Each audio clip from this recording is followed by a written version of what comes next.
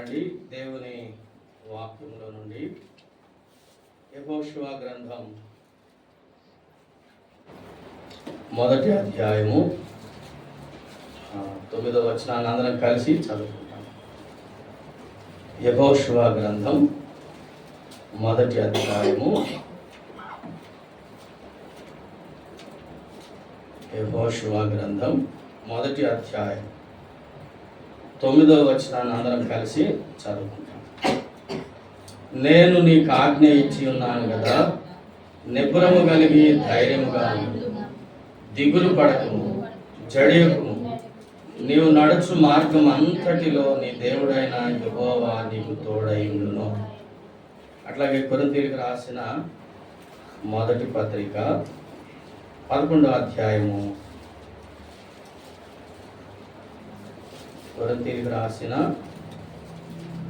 మొదటి పత్రిక 11వ అధ్యాయము 28 నుండి 31 వరకు మార్చి చదువుకుంటాం. కాబట్టి ప్రతి మనుష్యుడు తను తాను పరీక్షించుకొనవలెను, అలాగు చేసి ఆ రొట్టెను తిని ఆ పాత్రలోనిది త్రాగవలెను.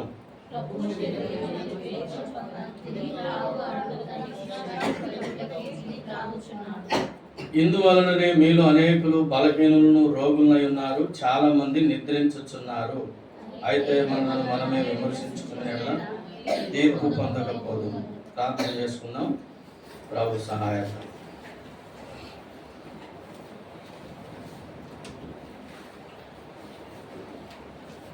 మోకరించగలిగిన వారందరూ మోకరించండి.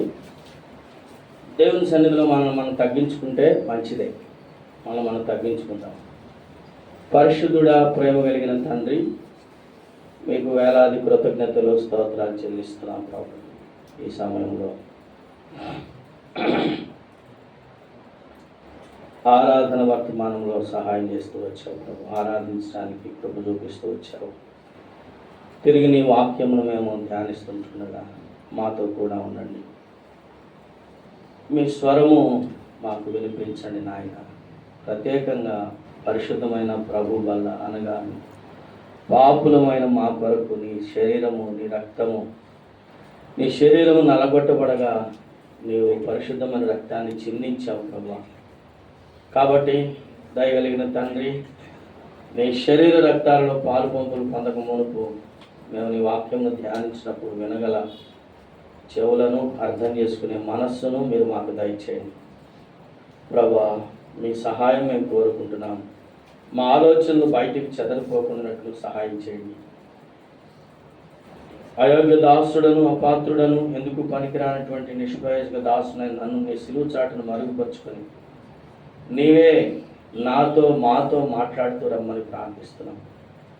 కష్టాల గుండా, నష్టముల గుండా, వ్యాధుల గుండా, బాధల గుండా, శ్రమల గుండా, ఇరుకులు, ఇబ్బందుల గుండా, శోధనల గుండా, పరీక్షల గుండా వెళుతున్నటువంటి వారికి ఆదరణ, నెమ్మది, దుఃఖ నివారణ మీరు అనుగ్రహిస్తున్నామని ప్రార్థన చేస్తున్నాం. ఎవరైతే ప్రభా నీ మీద తిరుగుబాటు చేస్తున్నారో, నీకు అవిధేయులుగా ఉంటున్నారో, ఎవరైతే నేను దూషిస్తున్నారో, నేను ఎరిగి ఉండి కూడాను ప్రభా దైవికమైనటువంటి ప్రేమ లేక, క్షమాపణ లేక ఎవరైతే ఉన్నారో వారికి నీ హెచ్చరికలు, ఖండన, గద్దింపులు అనుగ్రహించండి. సరిచేసుకునడానికి, చక్కదిద్దుకునడానికి మాకు సహాయం చేయండి ప్రభా. మాకు మెత్తని హృదయాన్ని దయచేయండి. కరడుగట్టిన హృదయాలు తొలగించండి. వాతవేయబడిన మనస్సాక్షి నుండి విడిపిస్తురమ్మని ప్రార్థన చేస్తున్నాం ప్రభా.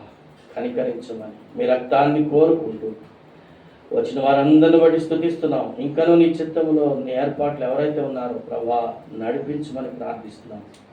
సందేహములు కలిగిన వారిని, బలహీనమైనటువంటి వారికి ఊతనిచ్చి, సందేహములు కలిగినటువంటి వారిని మీరు బలపరిచి, ఆటంకపరచబడుతున్నటువంటి వారి ఆటంకాలన్నింటినీ కూడా తొలగించి తీసుకుని రమ్మని ప్రార్థిస్తున్నాం. ఎంతో నిర్లక్ష్యము, అలక్ష్యము ప్రజల్లో ప్రభా మరి కనిపిస్తుంటుంది. అలాంటి పరిస్థితి నుండి తప్పించి ప్రభా విడిపించి, ఆ కట్టబడిన గాడిదను ఏ విధంగా విడిపిస్తూ వచ్చారో ఆ విధముగా విడిపించి నడిపించమని వేడుకుంటూ మీ రక్తాన్ని కోరుకుంటూ అయోగ్య దాసుడును, అపాత్రుడను, ఎందుకు పనికిరానిటువంటి నిష్ప్రయోజక దాసుని నన్ను జ్ఞాపకం చేసుకున్నామని, నీవే మాట్లాడుతూ రమ్మని, నన్ను మరుగుపరచుమని యేసుక్రీస్తు ప్రభు వారి నామములో స్తుతించి ప్రార్థించి అడిగి వేడుకుంటున్నాము తండ్రి.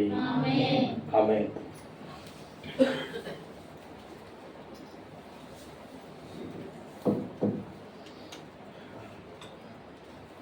మనము ప్రతి వారం కూడాను ఒక విషయాన్ని మనం ధ్యానిస్తున్నాము. ఏ విషయం అది? ఈ సంవత్సరం దేవుడిచ్చినటువంటి సార్వత్రిక సంఘ వాగ్దానం యెహోషువ గ్రంథం నుండి దేవుడు మనకు దయచేస్తూ వచ్చాడు. అదే మనం చదువుకున్నాం. మొదటి అధ్యాయము 9వ వచనాన్ని, నీవు నడచు మార్గం అంతటిలో నీ దేవుడైన యెహోవా నీకు తోడై ఉండును అనే మాట మనము ఎలాంటి వారికి తోడై ఉంటాడు?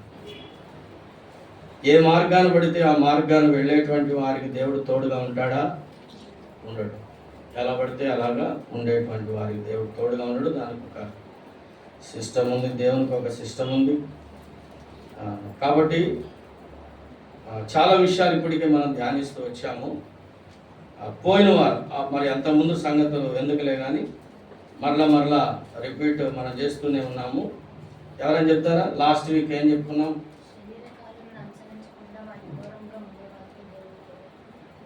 ఓకే, ఇంకా రైట్, అంతేనా? అంతేనా? యెహోషువ గ్రంథం 5వ అధ్యాయంలో మనం ధ్యానిస్తూ వచ్చాము. నేను 13-14 వచనాలు ధ్యానిస్తూ వచ్చాము. నా ఏలిన వాడు తన దాసునికి సెలవిచ్చినది ఏమని అడిగాను. అందుకు యెహోవా సేనాధిపతి, నీవు నిలిచి ఉన్న ఈ స్థలము పరిశుద్ధమైనది, నీ పాదరక్షలను తీసివేయమని యెహోషువతో చెప్పగా యెహోషువ అలాగు చేసెను. ఎవరైతే దేవుని వాక్య ప్రకారంగా జీవిస్తారో అలాంటి వారికి దేవుడు తోడుగా ఉంటాడు. దేవుని చిత్తం ఎవరైతే చేస్తున్నారో దేవుడు వారికి తోడుగా ఉంటాడు. కాబట్టి శరీర కార్యములను ఇక్కడ రాయబడిన మాట, ఈ స్థలము పరిశుద్ధమైనది, నీ పాదరక్షలను తీసివేయుమని. కాబట్టి పాదరక్షలు ఏం జ్ఞాపకం చేస్తున్నాయి అనుకున్నాము?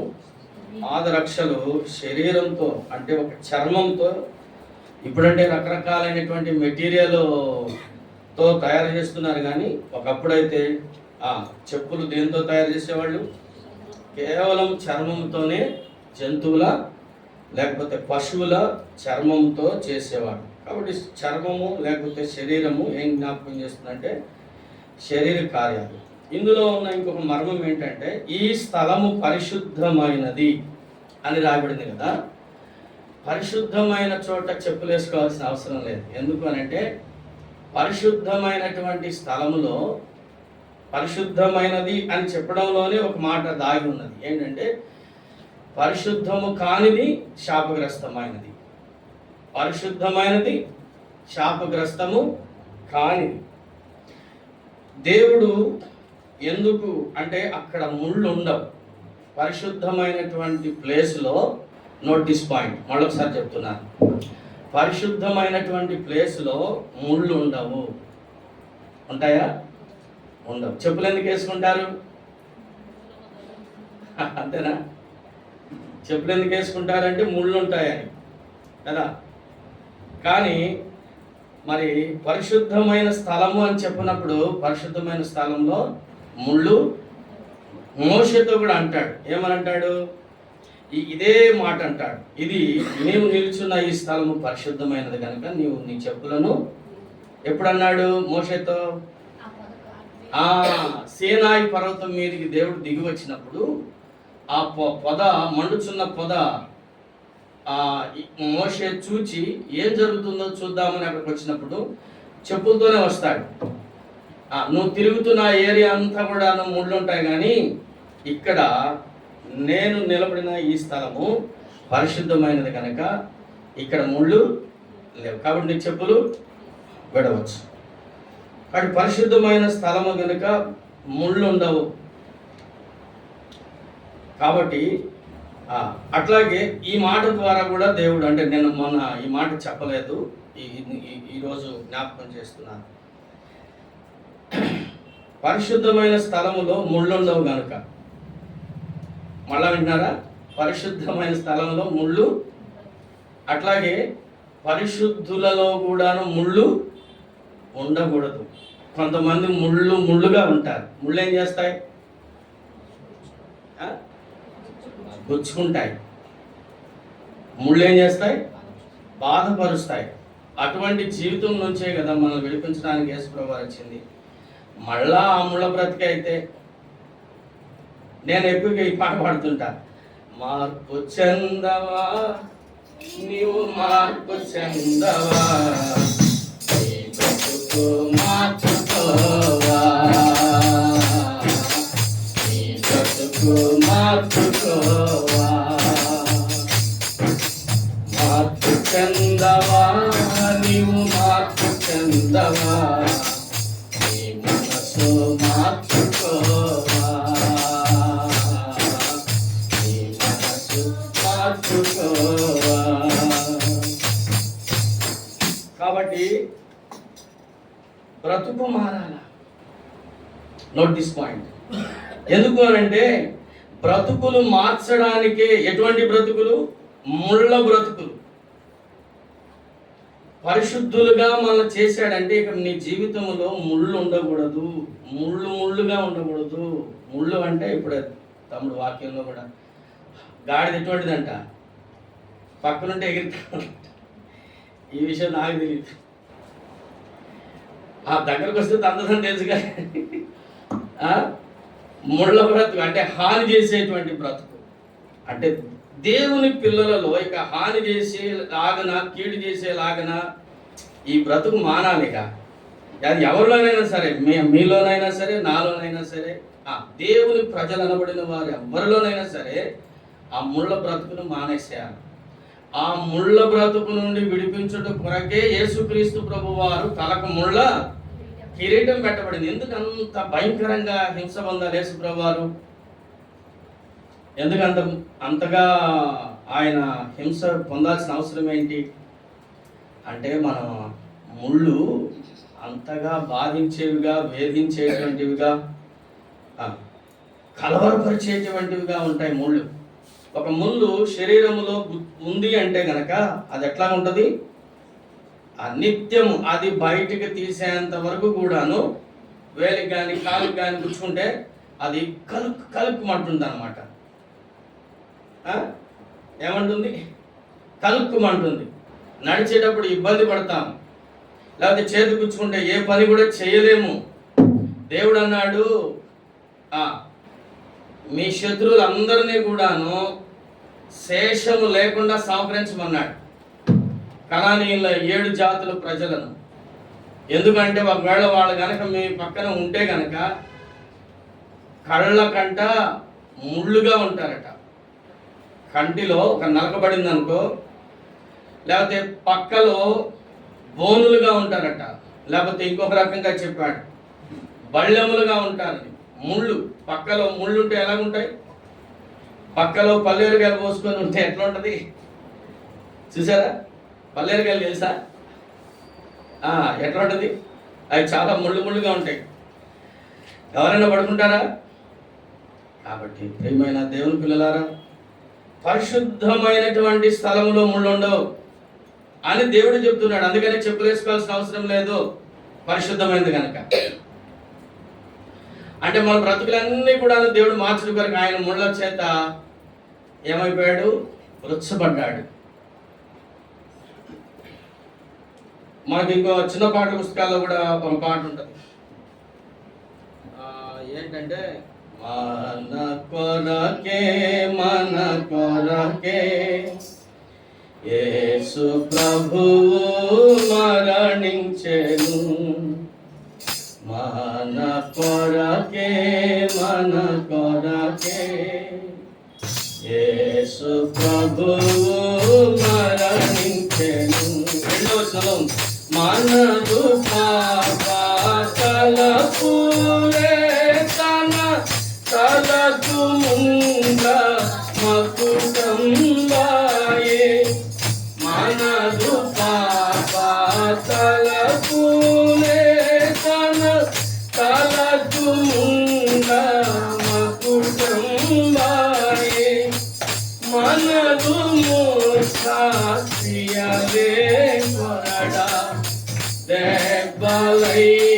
మన దేహము సీసే మనదు మూర్ఖియలే కొరడా దెబ్బలై దేహము సీసే మన కొరకే యేసు ప్రభువు మరణించెను మన కొరకే యేసు ప్రభువు మరణించెను. ముళ్ళంటే ఇక్కడ చెప్తున్నాడు ఏంటంట, మన పాపపు తలంపులే తన తలకు ముండ్ల మగుడన్నాయి. కొంతమంది ఆలోచనలు దురాలోచనలు ఉంటాయి కాబట్టి రకరకాలైనటువంటి తలంపులు ఉంటాయి. ఇతరులను బాధపరిచే తలంపులు, ఇతరులను గాయపరిచేటువంటి తలంపులు వస్తాయి. మరి ముఖ్యంగా దేవుణ్ణి ఆయాసపరిచేటువంటి తలంపులు ఉంటాయి. కాబట్టి మనము దేవుని పిల్లలమైన మనము అలా ఉండకూడదు. దేవుని దుఃఖపరిచేలాగా ఇది పరిశుద్ధమైన స్థలము. కాబట్టి ఎవరైతే ముళ్ళుగా ఉంటారో ఇక్కడ రాయబడినమాట, అందుకు యెహోవా సేనాధిపతి నీవు నిలిచిన ఈ స్థలము పరిశుద్ధమైనది, నీ పాదరక్షలను తీసివేయమని యెహోషువతో చెప్పగా యెహోషువ అలాగూ. ఇంకొక సందర్భంలోకి వెళ్తాం. అదేంటంటే యెహోషువ గ్రంథంలో 10వ అధ్యాయంలో 7వ వచనాన్ని మనం, యెహోషువ గ్రంథం, దేవుడు ఎవరికి తోడుగా ఉంటాడు?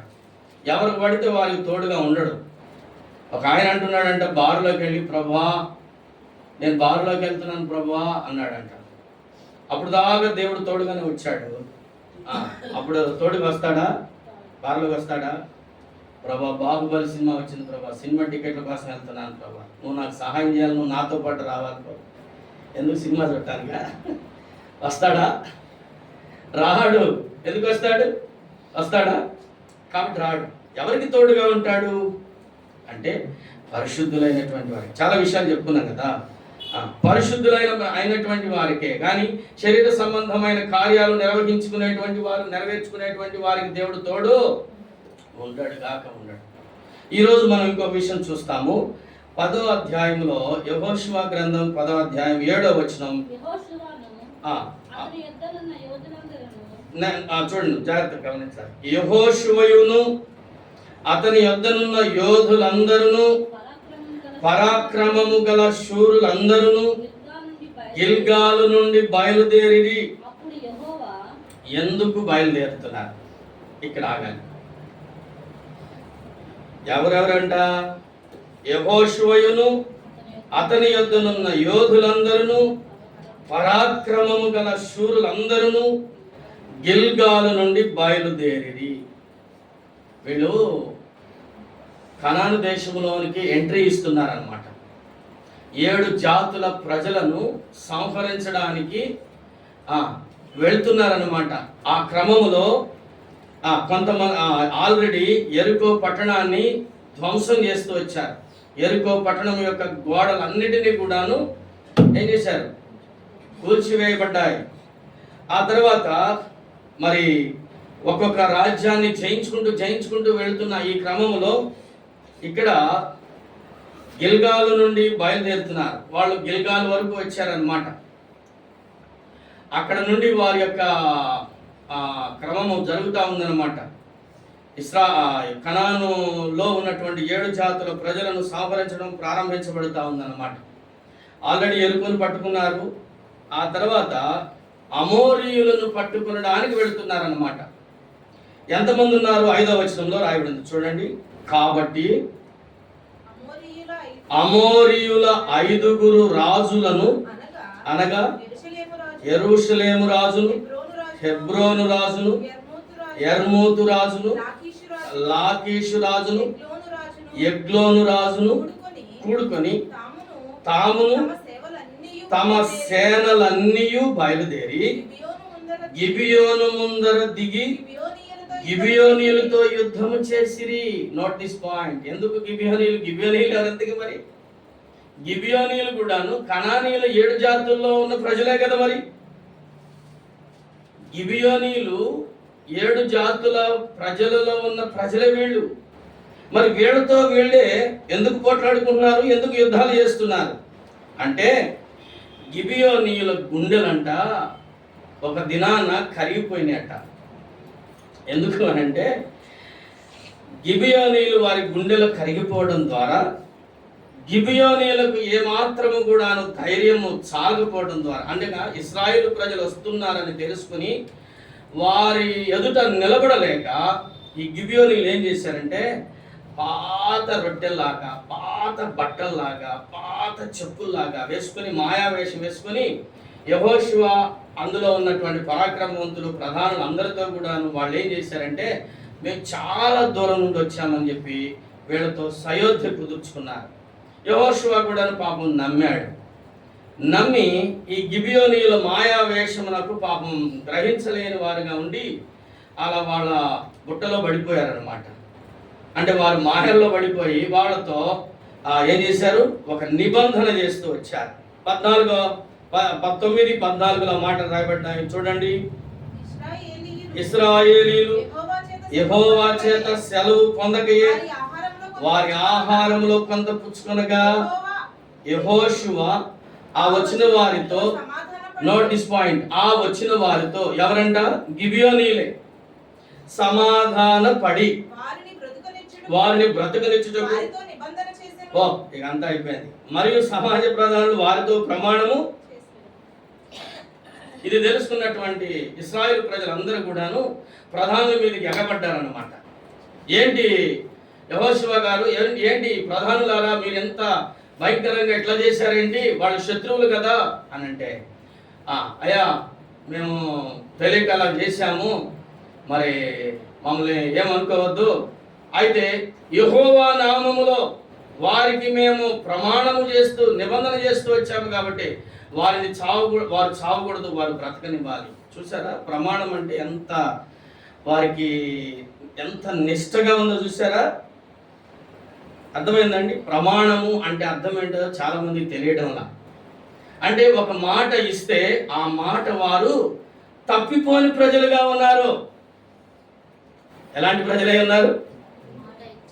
గబుక్కున్న మాట అనకూడదు ఎవరికి. అర్థమైందా? ఎవరి నోటి వెంట కూడాను దేవుడు అంటాడు, ఒకవేళ నీ నోటితో మొక్కుబడి ఏదన్నా నువ్వు పలికితే, మొక్కుబడి చేస్తానని పలికితే, ఆ మొక్కుబడి ఖచ్చితంగా ఏం చేయాలి? ఇవ్వాల్సిందే, చెల్లించాల్సిందే.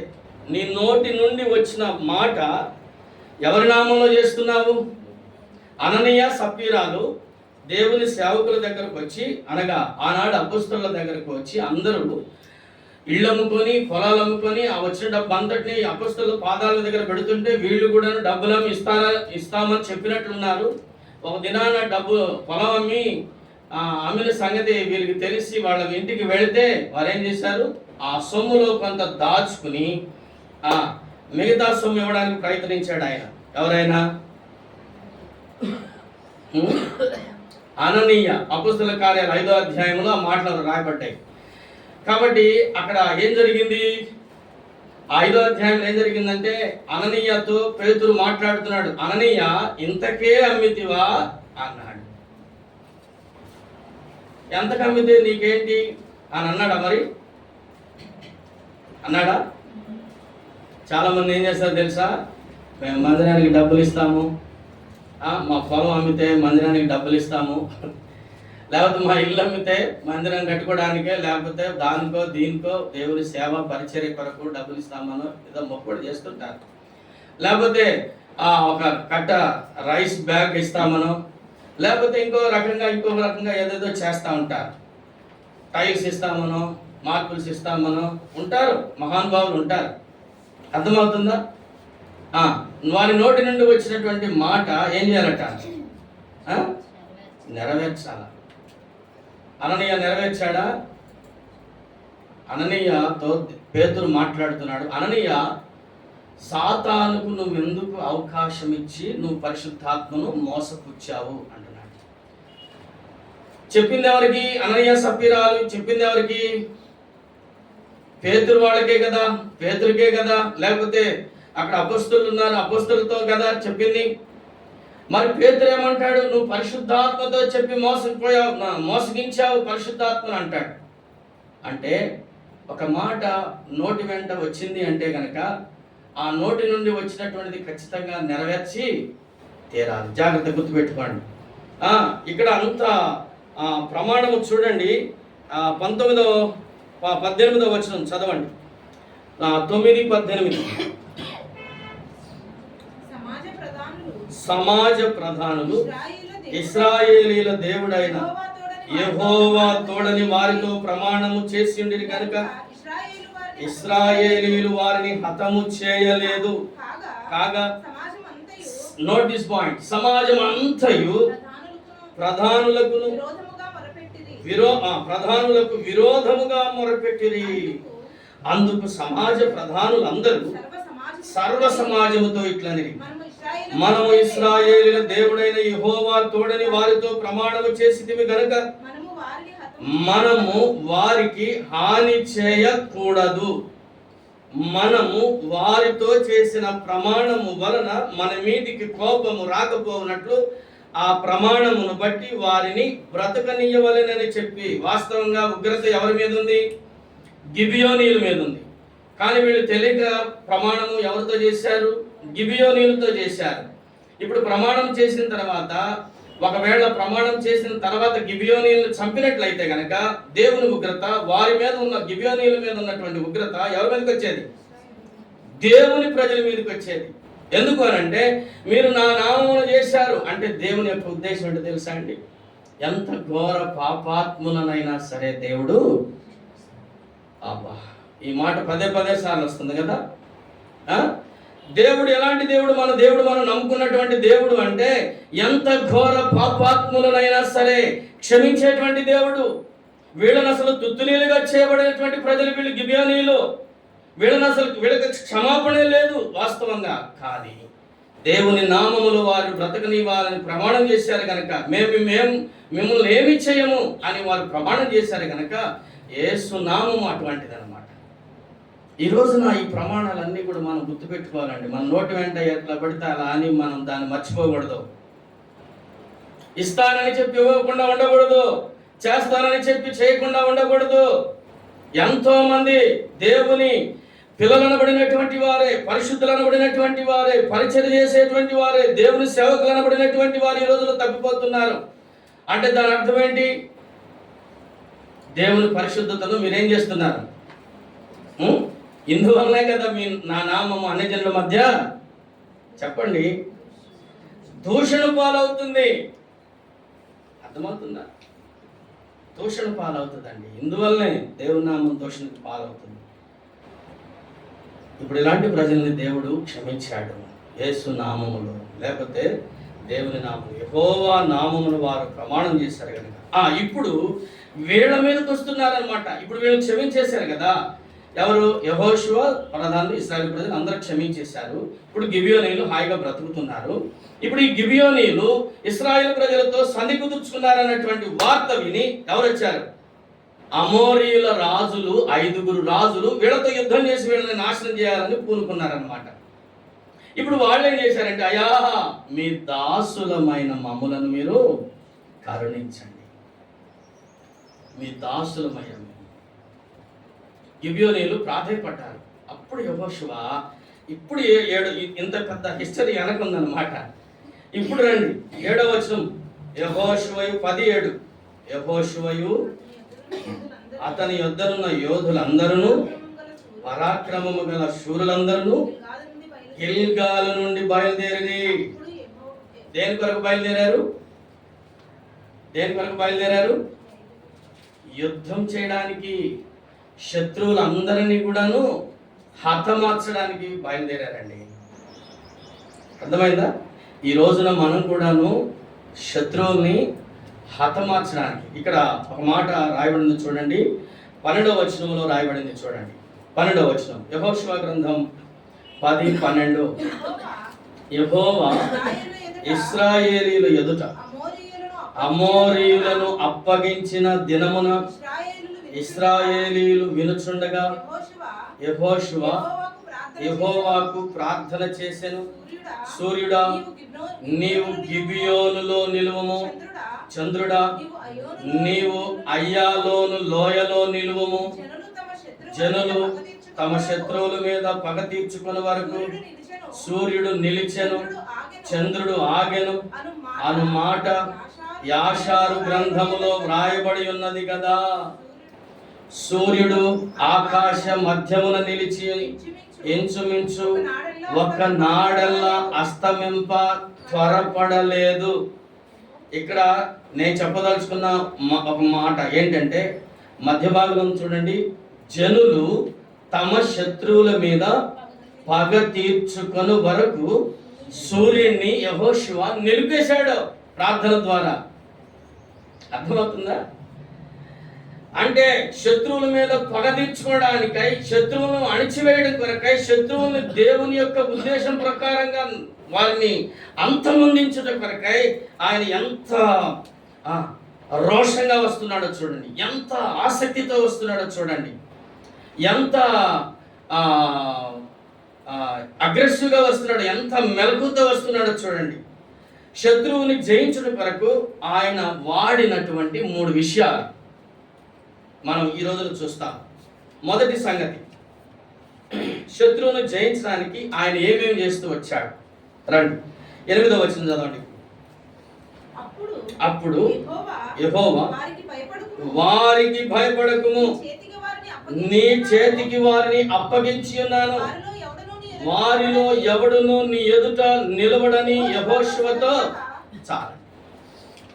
మొదటి విషయం ఏంటంటే, ఈ రోజున నీకు నాకు చాలా మంది శత్రువులు ఉన్నారు.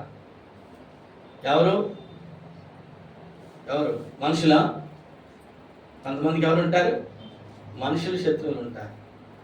మనుషులకు మనుషులే శత్రువులు. కానీ మనుషులు శత్రువులు కాకూడదు ఎప్పుడు. అసలు శత్రువులు ఉన్నారు. ఎవరు వాళ్ళు? మొదటిదిగా నేను ఎప్పుడు చెప్తున్నా సాతాను, రెండవదిగా లోకము, మూడవదిగా శరీరం. ఈ 3 మనిషికి శత్రువులు. ఈ 3 ప్రవాహంలో కొట్టుకొని పోతున్నారు జనాలు. సాతాను, లోకము, శరీరము అనగా శరీర కోరికలు, శరీర ఇచ్చలు. వీటిలో పడి పుట్టుకొని పోతా ఉన్నారు దేవుని పిల్లలు అనబడినటువంటి వారే. ఇవి మనకు శత్రువులండి. లోకము ఏం చెప్తుంది? సాంప్రదాయాలు చేయమని, నటన జీవితం కలిగి ఉండమని. లోకం ఏం చేస్తుంది? మలినము. లోకములో ఉన్నదంతయు శరీరాశ, నేత్రాశ, జీవపు డంబము ఇవి కలిగి ఉండాలని చెప్తుంది. 10 మంది వెళ్ళే బాటలో వెళ్ళమని చెప్తుంది. కానీ దేవుడు ఏమంటున్నాడు? వారి విధులు సకల జనుల విధులకు వేరుగా ఉండేను. వారి విధులు ఎలాగున్నాయట? సకల జనుల విధులకు వేరుగా ఉన్నాయి. ప్రత్యేకమైనది పరిశుద్ధులది ఎటువంటి మార్గము? ప్రత్యేకమైనటువంటి మార్గం. కాబట్టి ప్రియమైన దేవుని పిల్లలారా, ఈ రోజున మనము ప్రత్యేకమైనటువంటి వారం. లోక సంబంధులు ఏది చేస్తారో అది చేయకూడదు. సాతాను ఏవైతే కలిగి ఉన్నాడో అవి చేయకూడదు. వీటి ప్రవాహంలో పుట్టుకొని పోతా ఉంటాం, అవి చేయకూడదు. మళ్ళా వస్తుంది వాక్యం. అయితే ఇవి శత్రువులై ఉన్నాయి. అయితే ఈ శత్రువులను మనము ఏం చేయాలంట? శత్రువు యొక్క కార్యాలన్నిటినీ కూడాను ఏం చేయాలి? అంతమొందించుట కొరకై. ఇప్పుడు ఆయన శత్రువును అంతమొందించుట కొరకు వెళుతున్నాడు. మనము శత్రు కార్యములను అంతమొందించుట కొరకు మనము ఆత్మీయ యుద్ధము చేస్తాం. ఆత్మీయ యుద్ధము మనము చేయబోతున్నాం. కాబట్టి ఇప్పుడు జరుగుతున్న సందర్భం ఏంటంటే, ఆయన ఒక వాగ్దానము పొందాడు. అర్థమవుతుందా? నీవు నేను శత్రువు మీద జయం పొందాలి అంటే, వాని కార్యములన్నిటినీ తుత్తునీయులు చేయాలి అంటే కనుక మొదటిగా ఏం చేయాలంట? దేవుని యొద్ద నుండి వాగ్దానం మనం పొందాలంటే ఎట్లా వస్తుంది? దేవుడు ఉంటే మాట్లాడతాడా? ఎప్పుడు మాట్లాడతాడు?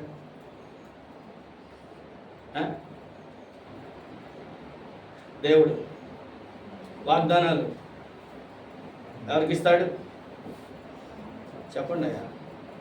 ఇప్పుడు ఈయనకు వాగ్దానం చేశాడు, అప్పుడు యెహోవా వారికి భయపడకుము, నీ చేతికి వారిని అప్పగించి ఉన్నాను, వారిలో ఎవడును నీ ఎదుట నిలబడని యెహోషువతో సెలవీయగా. ఎప్పుడు ఇచ్చుంటాడు? బహుశా మీరు అడిగితే. నేను కూడా అదే అనుకుంటున్నాను. ఎందుకనంటే అడిగితే దేవుడు ఇస్తాడు. ప్రభువా మరి ప్రజల మీదకి వెళుతున్నాను, మరి నాకు సహాయం చేయండి ప్రభువా అన్నప్పుడు ఎస్ వెళ్ళుము యెహోషువ, నేను మోషేకు తోడైనట్లుగా నీకును తోడై ఉంటాను, కాబట్టి వారికి భయపడకుము, నీ చేతికి వారిని అప్పగించున్నాను, వారిలో ఎవ్వడును నీ ఎదుట నిలబడని యెహోషువతో సెలవీగా. ఈరోజు శత్రువును జయించాలని ఆశ ఉంది. అసలు శత్రువు మనల్ని ఎంతో ఇబ్బంది పెడుతున్నాడు, శత్రువు మనల్ని ఎంతో మోసం చేస్తున్నాడు, శత్రువు మనల్ని ఎంతగానో బాధపడుతున్నాడు. అర్థమవుతుందా? దేవునికి విరోధమైనటువంటి తలంపులు కలగజేస్తున్నాడు, దేవునికి ఆయాస్కరమైనటువంటి మార్గంలోనికి వెళ్ళాలని ప్రయత్నం మనల్ని వెళ్ళి పంపించాలని వాని యొక్క ఉద్దేశం అయి ఉంటా ఉంది. మరి మనల్ని బాధపరుస్తూ ఉంది, మనల్ని కలవరపరుస్తూ ఉన్నాడు శత్రువు. ఇలాంటి సమయంలో మనం ఏం చేయాలి అంటే, మనం ఎప్పుడైనా ప్రార్థన చేశామా? ప్రభా శత్రువు, ఒక పాట ఉంటుంది మనం పాడం కానీ వేరే ఏం పాట అంటే, లోకము నన్ను లాగుతున్నది అనే పాట ఉంది చూసారా? మనకు తెలియదు, తెలుసా? లోకము నన్ను లాగుతున్నది,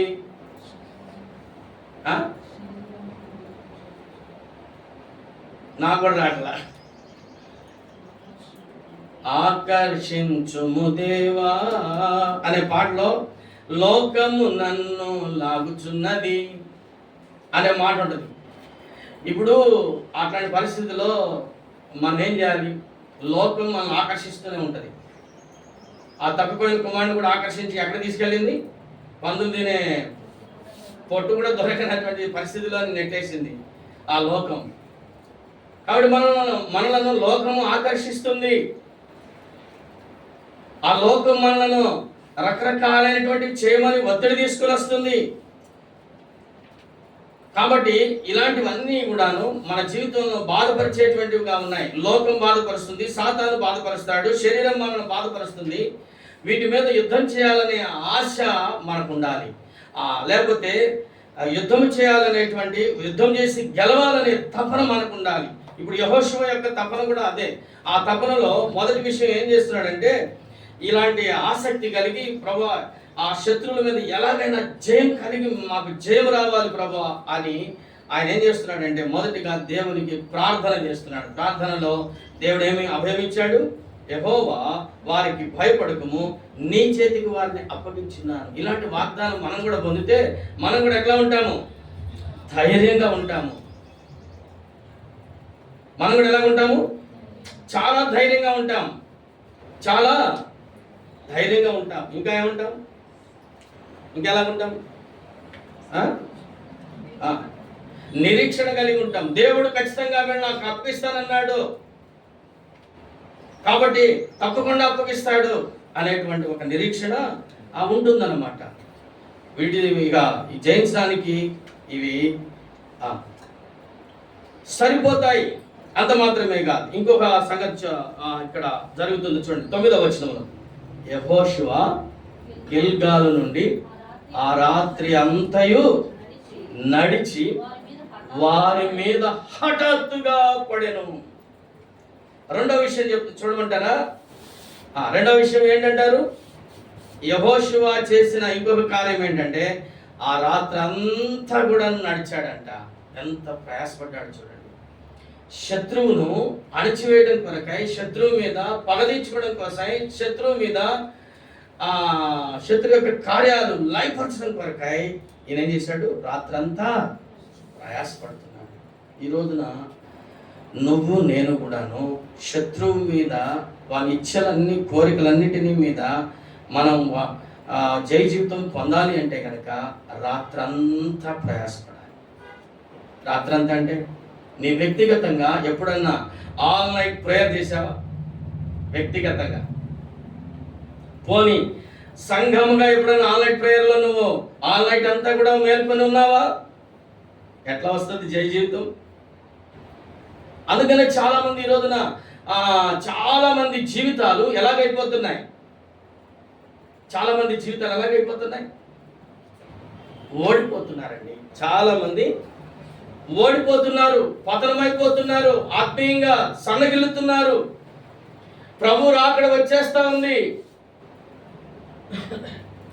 అయినప్పటికీ కూడాను మనుషులు ఎక్కడా కూడాను రోషము లేనటువంటి వారుగా ఉన్నారు, జై జీవితం లేనటువంటి వారుగా ఉన్నారు.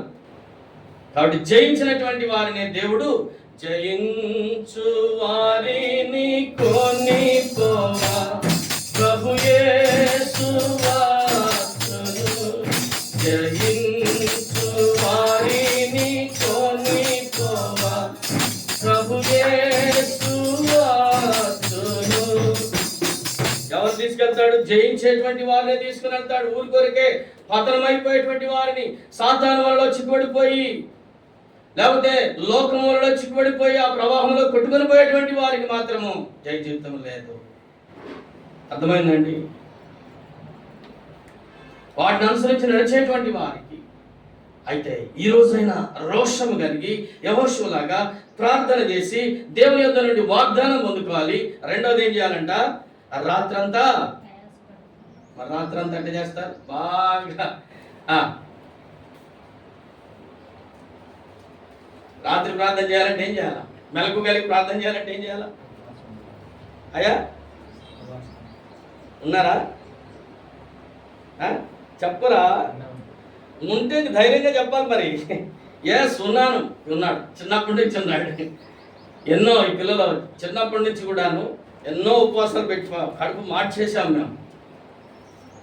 ఈరోజు ధైర్యంగా చెప్పగలరు వాళ్ళు. అయితే పెద్దవాళ్ళను మన పరిస్థితి ఏంటి? మనం ధైర్యంగా చెప్పగలమా? రాత్రంతా నేను ఆల్ నైట్ ప్రేయర్ చేశాను అని ఎవరైనా అన్నారా? ఆల్ నైట్ ప్రేయర్ అంటే నీ జీవితము అద్భుతమైనటువంటి జై జీవితంగా ఉంటుంది. ఒకనాడు యాకోబు అందరినీ కూడా పంపించాడు, యబ్బోకు రేవు దాటిస్తూ వచ్చాడు. ఆయన ఒక్కడే మిగిలిపోయాడు. రాత్రంతా ప్రార్థన చేస్తున్నాడు. ఆమెనంటే వెళ్దాం అనుకుంటాడు దేవుడు.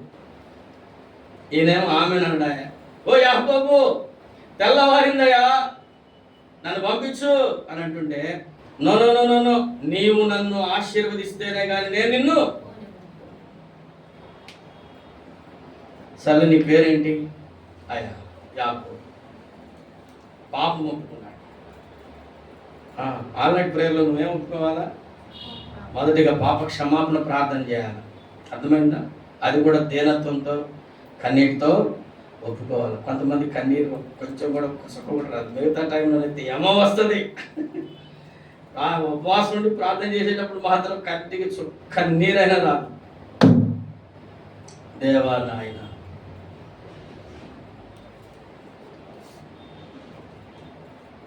ప్రార్థన చేసేటప్పుడు ఎట్లా ఆల్ నైట్ ప్రేయర్లో ఖచ్చితంగా మనము పాపాలను అన్నింటినీ కూడా ఒప్పుకొని మన దోషాలు లేకపోతే మనలో దేవునికి ఆయాసకరమైనటువంటి విషయాలు ఏవైతే ఉన్నాయో అవన్నీ కూడాను ఏం చేసుకోవాలా?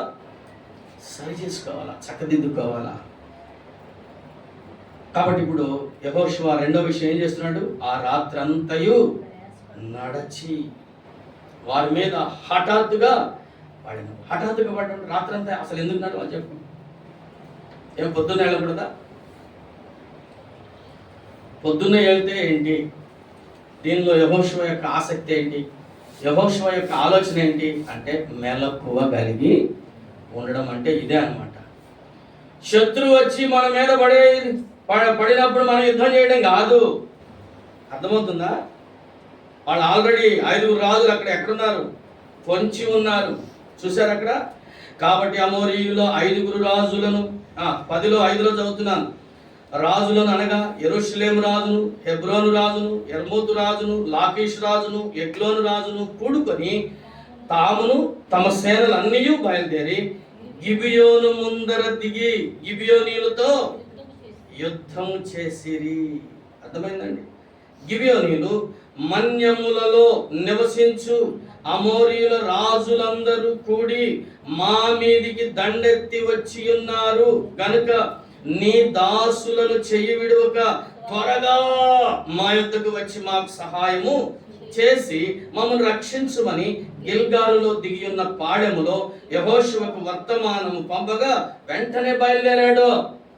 ఆలస్యం లేదు. సాతానును జయించడానికి లేకపోతే శత్రువును జయించడానికి ఆలస్యం చేయకూడదు. అర్థమవుతుందా? ఏం చేయాలి? మొదటిగా దేవుని యొద్ద నుండి వాగ్దానం పొందుకోవాలి. రెండవదిగా ఉపవాసం నుండి ప్రార్థనలు చేయాలి. యేసు ప్రభు వారు కూడా, మన ప్రభువును రక్షకుడైన యేసుక్రీస్తు వారు కూడాను చూడండి, మత్తయి సువార్త 4వ అధ్యాయంలో మొదటి నుండి చదవండి. 4వ అధ్యాయం మొదటి నుండి చదవండి. అప్పుడు యేసు అపవాది చేత శోధింపబడుటకు ఆత్మ వలన అరణ్యమునకు కొనిపోబడెను.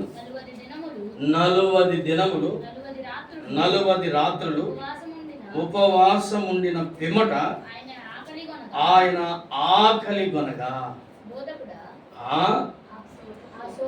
ఆ శోధకుడు కళ్ళతోడని పెట్టుకోవాలి. ఆ శోధకుడు ఆయన వద్దకు వచ్చి, నీవు దేవుని కుమారుడు అయితే ఈ రాళ్ళు రొట్టెలగినట్లు ఆజ్ఞాపించుమనెను. చాలు. శోధకుడు వచ్చేసాడు. రాక మునిపే ప్రభువు ఏం చేశాడు? 40 దినాలు ఉపవాసం ఉండి ప్రార్థన చేస్తూ వచ్చాడని రాయబడింది కదా. 40 దినములు 40 రాత్రులు ఉపవాసం ఉండిన పిమ్మట. ఇక్కడ ఇలాగుంది. ఇంకో చోట ఏముంది?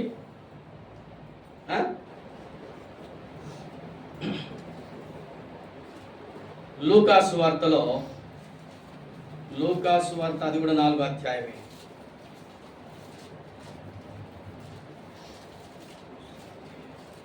లూకాసు వార్త 4వ అధ్యాయం మొదటి నుండి చదవండి. యేసు పరిశుద్ధాత్మ పూర్ణుడై యోర్దాను నది నుండి తిరిగి వచ్చి 40 దినములు ఆత్మ చేత అరణ్యములో నడిపింపబడి అపవాది చేత శోధింపబడుచుండెను. ఆ దినములలో ఆయన ఏమీయు తినలేదు. అవి తీరిన తర్వాత ఆయన ఆకలి కొనగా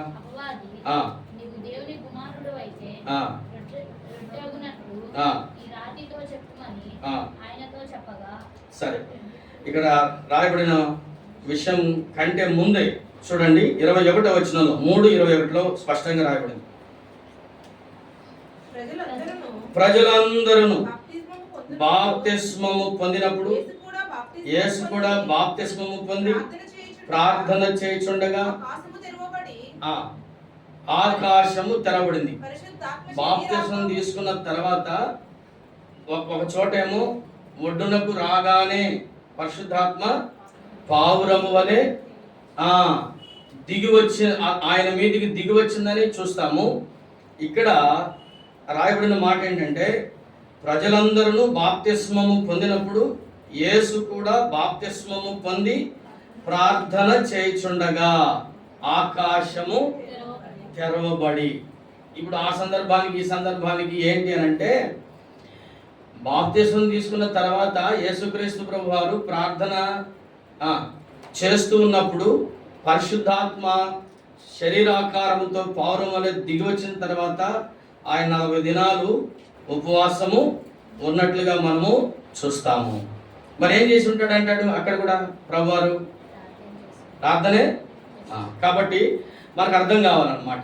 కాబట్టి ప్రార్థన చేస్తూ ఉన్నాడు అన్నమాట. ఉపవాసం ఉండి ప్రార్థన, రాత్రి మగళ్ళు కూడాను ప్రార్థన చేస్తున్నాడు ప్రభువారు. చేసిన తర్వాత ఈ శోధకుడు వచ్చి శోధిస్తూ ఉంటుంటే 3 రకాలైన శోధనలు తీసుకుని వచ్చాడు. ఎన్ని రకాలు? 3 రకాలైనటువంటి శోధనలు తీసుకొని వచ్చాడు ప్రభు దగ్గరికి. అవేంటంటే, శరీరాశను తీసుకొని వచ్చాడు, రెండోది నేత్రాశను తీసుకొని వచ్చాడు, మూడోది శరీరాశ ఏంటి? శరీరము. శరీరాశ ఏంటంటే ఏమి తిందుమా, ఏమి త్రాగుదుమా, ఏమి ధరించుకుందామా అని ఆలోచిస్తుంది నిత్యము కూడా. అట్లాగే యేసుక్రీస్తు ప్రభు వారు ఆకలి కనుక శోధకుడు దేని ద్వారా ఈ రాళ్ళు రొట్టెలగినట్లు అంటే శరీర ఆశను ఒకటి రేకెత్తిస్తున్నాడు. అర్థమైందా? రెండోది శరీర ఆశ, రెండోది నేత్రాశ. నేత్రాశ యేసుప్రభు వారి దగ్గరికి వచ్చి ఎలా శోధిస్తున్నాడు వాడు? ఈ లోకం అంతటిని కూడానంట ఒక్క నిమిషంలో చూపిస్తూ వచ్చాడంట. ఉంది అక్కడ చూడండి, 5వ వచనంలో రాయడం చూడండి. అప్పుడు అపవాది అమ్మ కడదోడు పెట్టుకోయింది అంతటానుందా? అవునా? నీ బైబిల్ వేరా, నా బైబిల్ వేరా? మీకు కూడా అలాగే ఉందా? 5వ వచనం ఏంటి? 5లో ఉందా? సరే. అప్పుడు అపవాది ఆయనను తీసుకొని పోయి భూలోక రాజ్యములన్నిటినీ ఒక్క నిమిషములో ఆయనకు చూపించి, అంటే చూపించడం అంటే ఏంటి? నేత్రాశను కలగజేస్తున్నాడు. అంటే ఈ అధికారం అంతయు, ఈ రాజ్యముల మహిమయు నీకిత్తును, అది నాకు అప్పగింపబడి ఉన్నదని చెప్తున్నాడు.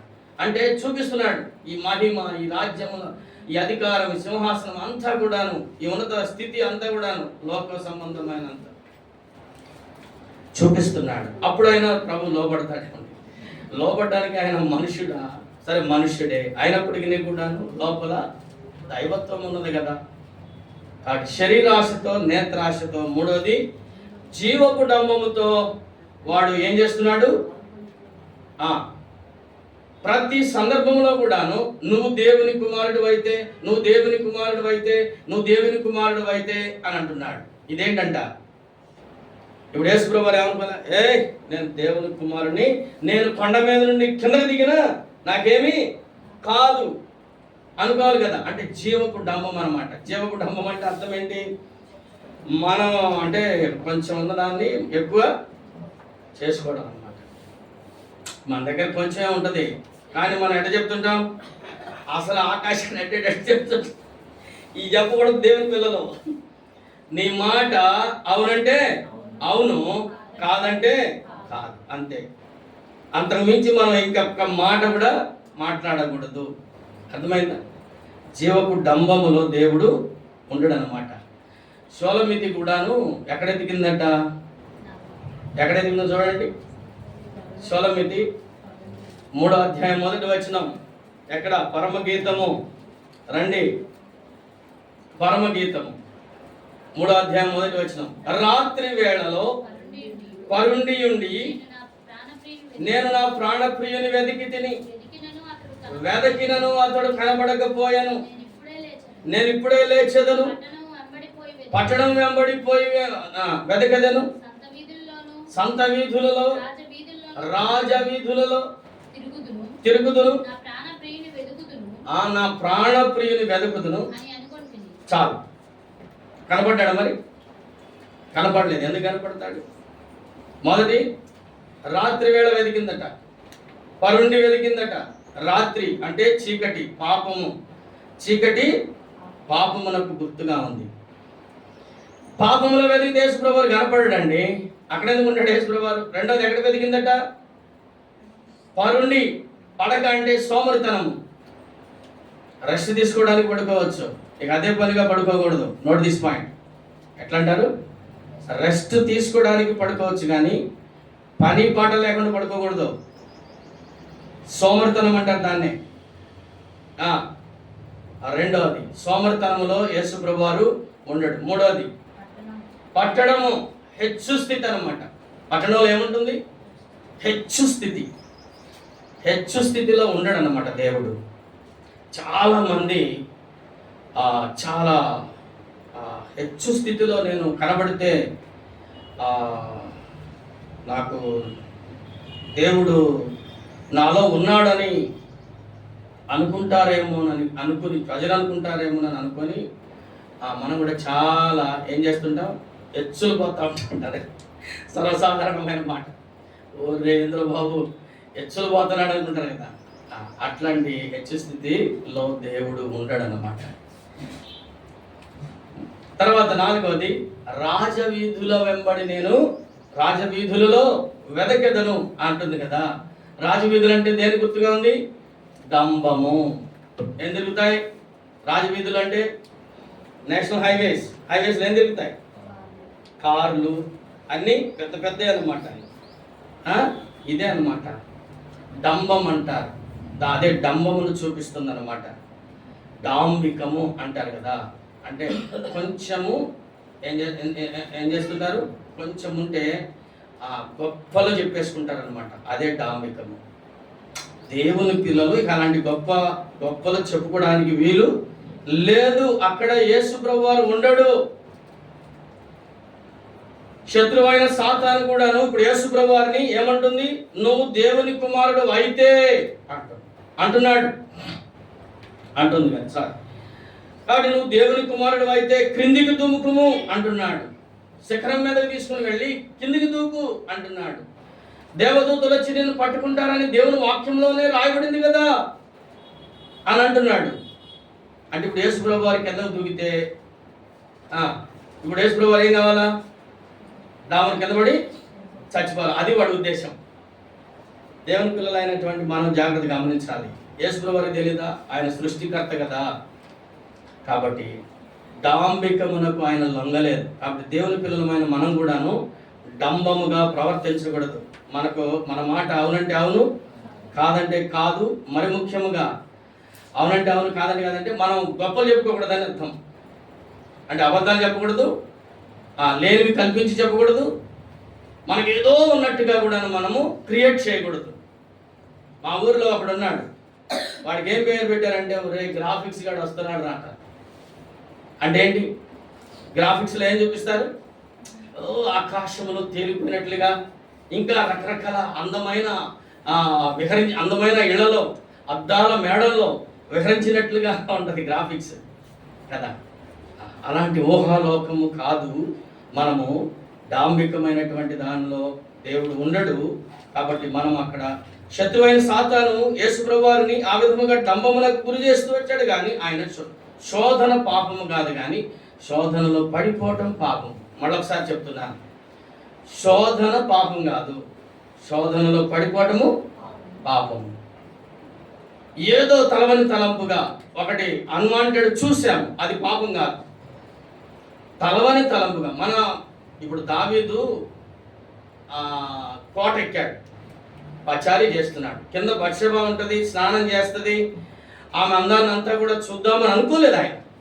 తలవని తలంపుగా నిద్ర లేచాడు. కాస్త చల్లగా ఉంది కదా అని పైకి ఎక్కి, వేసవికాలం కదా, రాజు యుద్ధం నాటి కాలం అంటే వేసవికాలం, అలా తిరుగుద్దాం అనుకున్నాడు.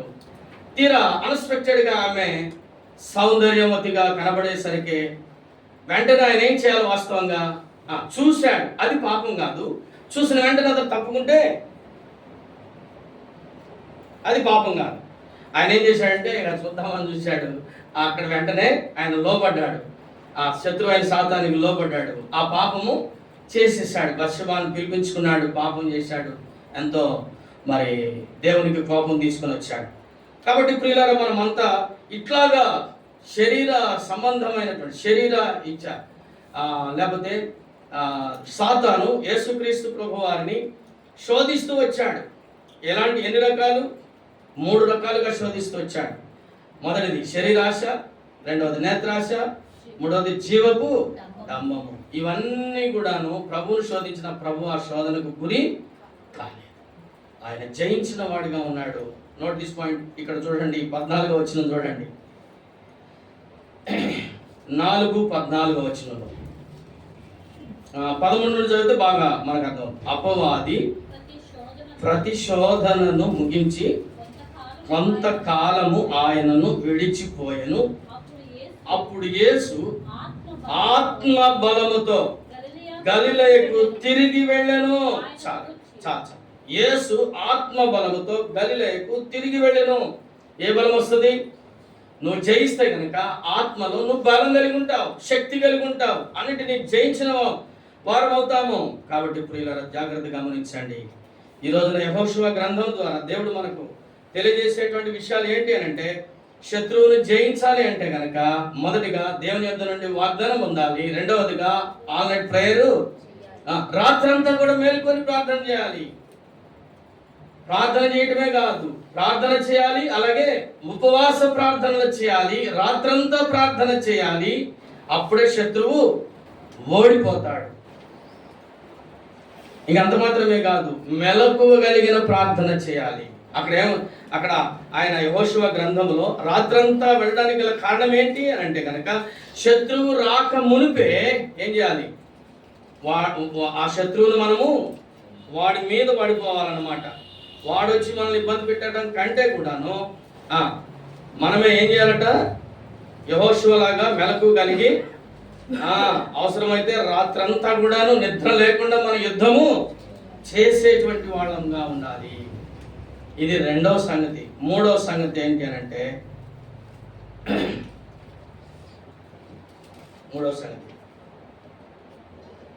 మొదటిది వాగ్దానం తీసుకున్నాడు, రెండవదిగా రాత్రంతా ప్రయాసపడినట్టుగా మనం చూస్తున్నాము.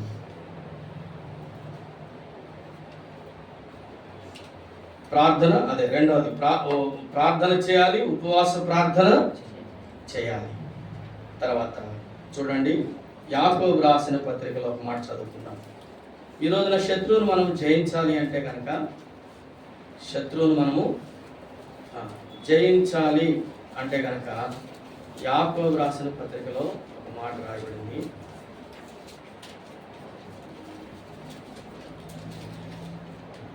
నాలుగు 7.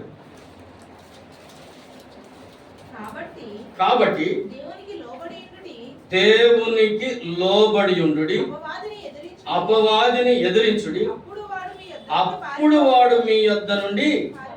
అదండి, అర్థమైందా? యెహోషువ కూడాను ఎల్లప్పుడూ కూడాను దేవుని మాటను ఎక్కడా కూడా త్రోసివేయలేదు, తృణీకరించలేదు. ఎప్పుడు కూడాను దేవుని మాటకు లోబడి ఉండేవాడు. ఈ మాట మనం గుర్తుపెట్టుకోవాలి.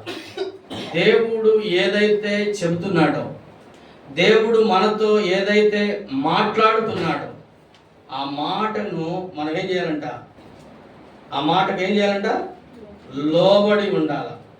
అప్పుడే అపవాదిని మనము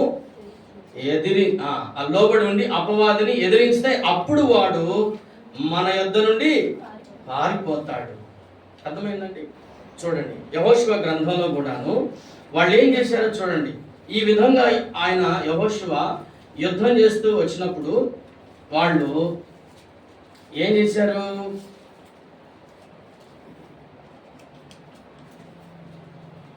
వాళ్ళట 5 రాజులు ఏం చేశారంటే 16వ వచనంలో చూడండి, ఆ రాజులు 5 పారిపోయి మక్కేదాయందలి గుహలో, చూసారండి, మొదటిది ఏం చేశాడు, దేవుని యొద్ద నుండి వాగ్దానం పొందుకున్నాడు. రెండోది ప్రార్థన చేస్తున్నాడు, ఉపవాస ప్రార్థన. అంటే మనం అర్థం చేసుకోవాలి, రాత్రి అంతా అంటే అంత ప్రయాసపడ్డాడు. ప్రార్థన చేసి ఏం చేశాడు, 12వ వచనంలో ప్రార్థన చేశాడని ఉంది కదా.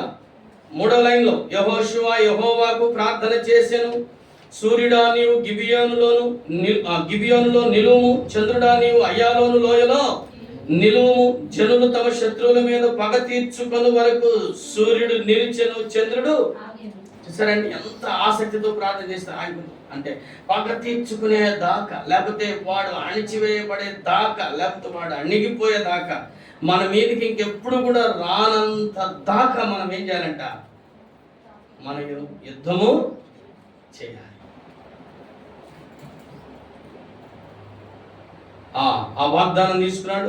రెండోది రాత్రంతా కూడాను నడిచాడు. మూడోది ప్రార్థన చేశాడు. మనం ఏం చేయాలి, మన జీవితంలో ఆయన అంటే నడిచాడు. మనం రాత్రంతా ప్రార్థన చేయాలి, ఉపవాస ప్రార్థన చేయాలి. రెండవదిగా మెలకు కలిగిన ప్రార్థన ఉండాలి. ఎందుకంటే శత్రువు వచ్చిన తర్వాత, చేతులు కాలిన తర్వాత, లోకంలో ఒక సామెత ఉంది కదా, చేతులు కాలిన తర్వాత ఆకులు పట్టుకుంటే ఏం సుఖం అంటారు కదా. చేతులు కాలిన తర్వాత ఆకులు పట్టుకుంటే ఏం సుఖం లేదు. అంటే శత్రువు వచ్చి మనల్ని బంధించే దాకా మనం కాదు, మనల్ని నష్టపరిచేదాకా కాదు. వాడు రాకముందే మనం ఏం చేయాలంట, శత్రువు మీద యుద్ధము చేసి వాడిని జయించే వారంగా ఉండాలి. మూడోది, ఎప్పుడు జయించగలుగుతాము అంటే దేవుని మాటకు లోబడితే. అపవాదిని ఎదిరిస్తే, ఇప్పుడు దేవుని మాటకు లోబడ్డాడు, ఆ శత్రువులను ఎదిరిస్తూ వచ్చాడు. ఎదిరించగానే ఇప్పుడు వాళ్ళు ఏం చేశారంటే 16వ వచనంలో ఆ రాజులు 5 పారిపోయి మక్కేదా ఎందలి గుహలో దాగి ఉండేది. ఇశ్రాయేలు ప్రజలేమో ఆ శత్రు సైన్యం అంతటిని కూడా అణిచివేస్తున్నారు. అయిపోయి మళ్ళా ఎళ్ళకి వెళ్ళిపోయారు. కొంతమంది యెహోషువ ఏం చెప్పాడంట, వాళ్ళని 5 రాజులు ఎక్కడికి వెళ్ళారు మీరు పరిశీలించి బాగా చూడండి అంటే, వాళ్ళు పరిశీలించి చూసి గుహలో దాక్కున్నారు. అంటే మీరు అక్కడ కావులు ఉండండి, ఆ గుహల దగ్గర పెద్ద పెద్ద రాళ్లను వేసి వాళ్ళు కావిలించారనమాట. యెహోషువ కావిలించాడనమాట. ఆ తర్వాత వాళ్ళు పట్టుకొని గుహలో నుండి తీసుకుని వచ్చి ఏం చేశారు చూడండి, 24వ వచనం. వారు ఆ రాజులను వెలుపలికి రప్పించి యెహోషువ యొద్దకు తీసుకుని వచ్చినప్పుడు, యెహోషువ ఇశ్రాయేలీయులందరినీ పిలిపించి తనతో యుద్ధమునకు వెళ్ళి వచ్చిన యోధుల అధిపతులతో, మీరు దగ్గరకు రండి, ఈ రాజుల మెడల మీద మీ పాదములను ఉంచుడని చెప్పగా వారు దగ్గరకు వచ్చి వారి మెడల మీద తమ పాదములను ఉంచిరి. అప్పుడు యెహోషువ వారితో, మీరు భయపడకుడి, జడియకుడి, దృఢత్వం వహించి ధైర్యముగా నుండుడి.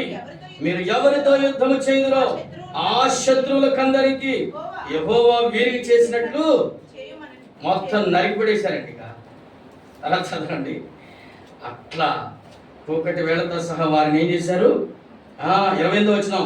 ఆ దినమున యెహోషువ మక్కేదాను పట్టుకొని దాని రాజును కత్తివాతను హతము చేసెను. ఇక్కడ మక్కేదా రాజు పైన 26లో ఉంది. తరువాత యెహోషువ వారిని కొట్టి చంపి 5 చెట్ల మీద వారిని ఉరిదీసెను. వారి శవములు సాయంకాలం వరకు ఆ చెట్ల మీద వేలాడుచుంది. అర్థమవుతుందండి ఎంత గొప్ప విజయము.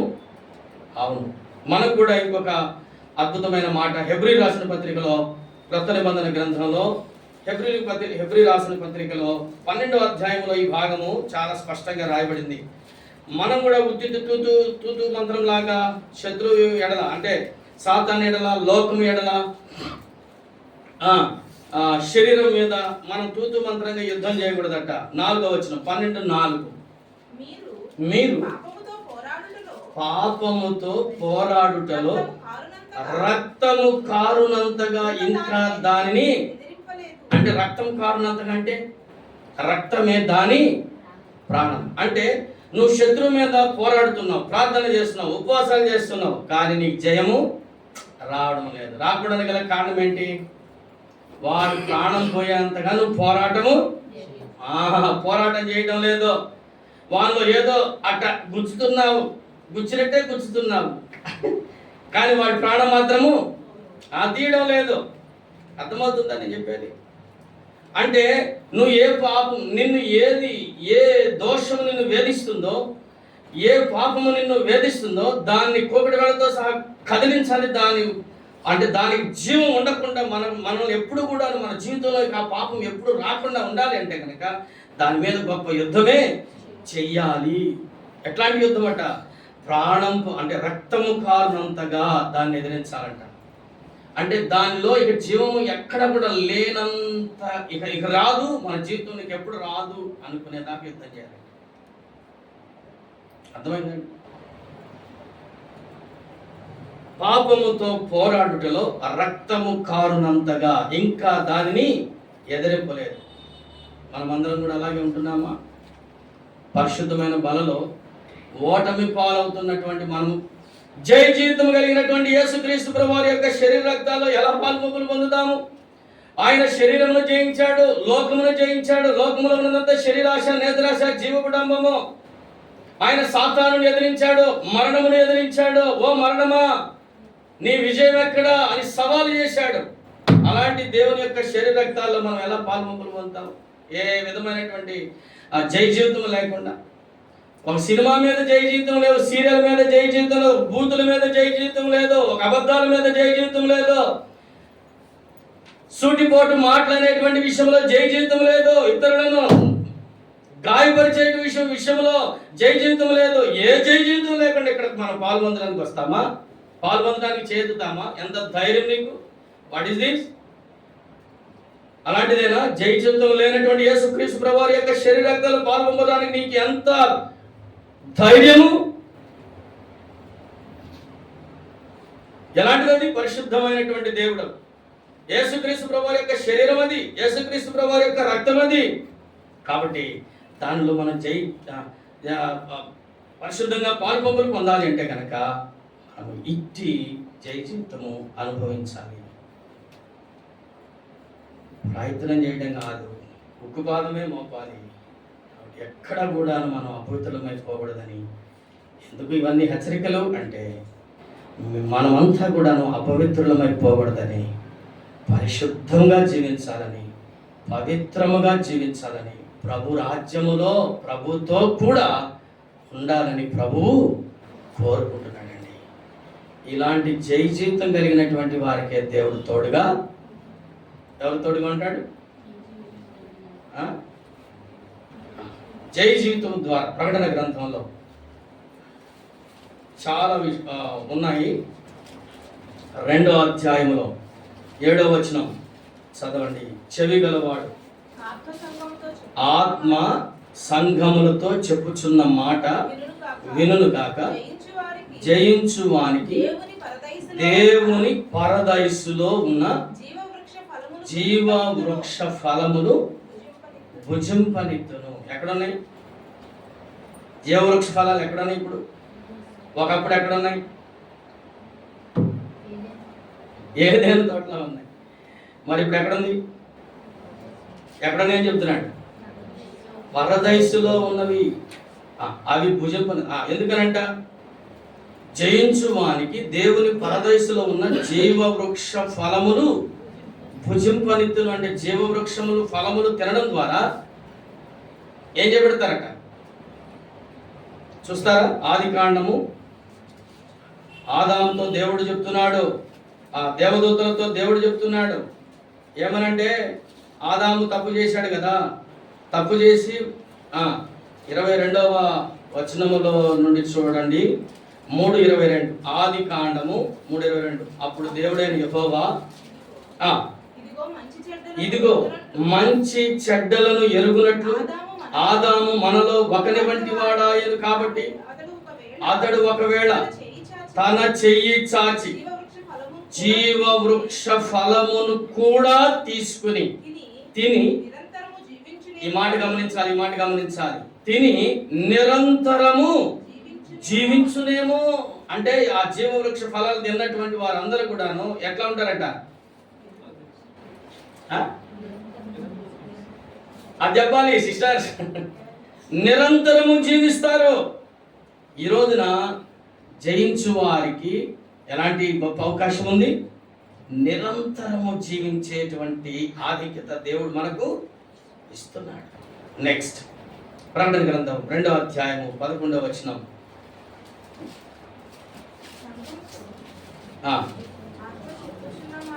సంఘములతో ఆత్మ చెప్పుచున్న మాట చెవిగలవాడు వినును గాక, జయించువాడు 2వ మరణము వలన ఏ హానియు చెందడండి. అర్థమవుతుందా? జయించువాడంట 2వ మరణం వలనంట ఏ హాని. 2వ మరణం అంటే 2వ మరణంలో ఏముంది? నిత్యము అంటే అగ్నిగుండం, నరకం. అది ఆ నరకం వలన ఏ హానియు చెందడు. రోమపత్రిక 8వ అధ్యాయం 1వ వచనం. కాకపోతే చెప్తారా? చూడమని చెప్పాలి. కాగా ఎవడైనను క్రీస్తు కాదు కదా, క్రీస్తు యేసులో ఉన్నవారికి ఏ శిక్షా విధియు లేదు. అది కొట్టివేయబడుతుంది. అదే ఇదనమాట. జయించువాడు 2వ మరణం వల్ల ఏ హానియు చెందడు. శిక్షా విధి లేదు, ఇక మరణం లేదు. అదే ఎవరికి? జయించు వారికి ఇస్తాడు దేవుడు. మూడవది 17వ వచనం. సంఘములతో ఆత్మ చెప్పుచున్న మాట చెవిగలవాడు వినుగాక, జయించువానికి మరుగైయున్న మన్నాను భుజింపనిత్తును, మరియు అతనికి తెల్లరాతినిత్తును, ఆ రాతి మీద చెక్కబడిన ఒక క్రొత్త పేరును పొందిన వానికే గాని అది మరి ఎవనికి. చూసారండి, ఆ కొత్త ఆ రాతి మీద అంట, తెల్లని రాతి మీదట ఏముంటుందట, చెక్కబడిన ఒక క్రొత్త పేరు ఉంటుంది. మరుగైన మన్న దేవుడు భుజింపనిస్తున్నాడు. తర్వాత ఇంకా ఈ చాలా ఆత్మీయ అర్థాలు ఉన్నాయి, నేను పైన పొడిగా చెప్తున్నాను. ఆ తర్వాత చూడండి 3వ అధ్యాయంలో మరి 2 విషయాలు చదువు, లేకపోతే